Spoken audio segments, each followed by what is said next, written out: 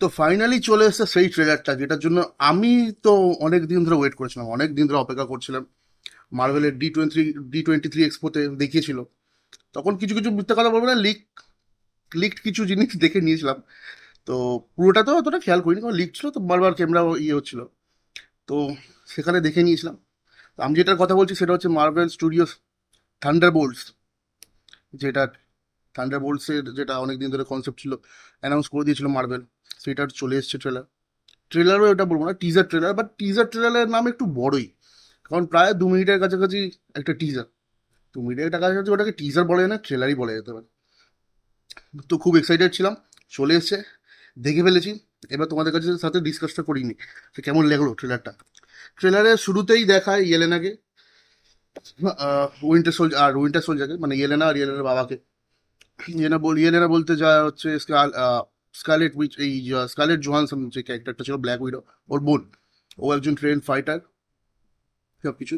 তো আস্তে আস্তে ট্রেলারটা যত এগোটা এখন বুঝতে পারি এখানে অ্যাকচুয়ালি যারা সাইডের ক্যারেক্টার ছিল কিছু, মানে ধরো ভিলেন, অ্যান্টি ভিলেন, এদেরকে সবাইকে কেউ একজন ডেকেছে একটা জায়গাতে, ডেকে তারা জানে না, একে অপরকে চেনে না, নিজেদের মধ্যে ফাইট করছে। সেই ট্রেলারটা, সেই সিনটা ট্রেলারে দেখিয়েছে। তো আমার যতদূর মনে হয় সেন্ট্রিকে অ্যাকচুয়ালি দেখায়নি, সেন্ট্রির এখনো লুকিয়ে রেখেছে। সেন্ট্রির ক্যারেক্টারটা, মানে মার্ভেল তো জানে কিভাবে কি করতে হয়, মার্ভেল জানে যে কিভাবে এদেরকে ধরে রাখতে হয়। ঠিক আছে, আসবে 2025-এ, কবে এখনো রিলিজ ডেট ঠিক হয়নি, কিন্তু টিজার ট্রেলার এখন ড্রপ করে দিয়েছে এখন থেকে। তো সেখান থেকে আমরা দেখতে পাই ওরা সব এক হচ্ছে, ফাইট হচ্ছে। ওদেরকে ডেকেছে, রাখার পর একটা জায়গায় বন্ধ করে, আই থিঙ্ক ভেপার কিছু সামথিং, আগুনের যেটা মানে ঘরটাকে উত্তপ্ত করে দেওয়া, এরকম জিনিস দেখাবে। আমার মনে হচ্ছে এটা ওদের ফিজিক্যালিটি বা অন্য কিছু টেস্ট নেওয়ার হচ্ছে। তারপর আস্তে আস্তে আমরা দেখতে পাই বাকিকে, বাকি এটা বুঝে গেছি তো, বাকি ওদের টিমের লিডার হতে চলেছে, থান্ডারবোল্টসের মানে পুরো টিমটা লিডার হতে চলেছে। ঠিক আছে, মার্ভেলের ভিএফএক্স নিয়ে কোনো কথা না, স্টোরি টেলিং নিয়ে কোনো কথা না। টিজারটা প্রপার কাট টু কাট, খুব বেশি রিভিল করেনি, আবার খুব কমও দেখিয়ে দেয়নি। অ্যাকশন যা দেখিয়েছে তাতে বোঝা যাচ্ছে যে কোন লেভেলের হতে চলেছে এটা, সেটা তোমরা দেখলে বুঝতে পারবে টিজারটা। হিন্দি ট্রেলারটা এখনো আসেনি, ইংলিশটা সবে দিয়েছে। বাট আমি এক্সাইটেড, খুব এক্সাইটেড মার্ভেলের ডেডপুল অ্যান্ড উলভারিন দেখার পর। আই থিঙ্ক ফেব্রুয়ারিতে ক্যাপ্টেন আমেরিকা আসবে, ব্রেভ নিউ ওয়ার্ল্ড। এটা কবে আসবে জানি না, এটা তো ভাই বড় পর্দায় দেখতে হবে, বড় পর্দায় দেখতে হবে। মার্বেল খেলতে কি করে যায় ভালোভাবে জানে।